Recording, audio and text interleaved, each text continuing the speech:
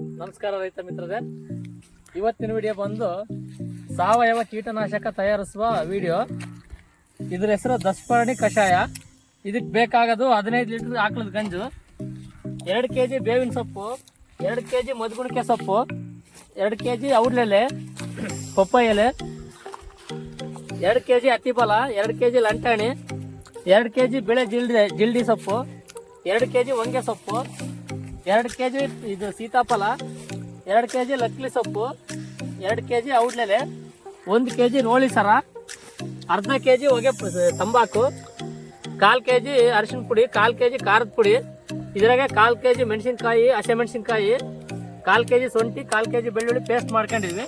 ಇಷ್ಟು ಹಾಕಿ ಗಂಜಲು ಹಾಕಿ ಕುದಿಸಿ 4 ಹೊಗೆ ಬರೋವರೆಗೂ ಕುದಿಸಿ 15 ಲೀಟರ್ ಇರೋ ಗಂಜನ್ನ 10 ಲೀಟರ್ವರೆಗೂ ಕುದಿಸ್ಕೊಂಡ್ರೆ ಇದು ನಮಗೆ ಸಾವಯವ ಕೀಟನಾಶಕ ಆಗುತ್ತೆ.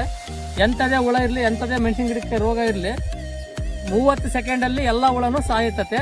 ಇದು ನಮ್ಮ ಫ್ರೆಂಡ್ ಮಾಡಿದ್ದಾರೆ, ಅದೇ ಪ್ರಯೋಗ ನಾವು ಸ್ಟಾರ್ಟ್ ಮಾಡ್ತಾ ಇದ್ದೀವಿ.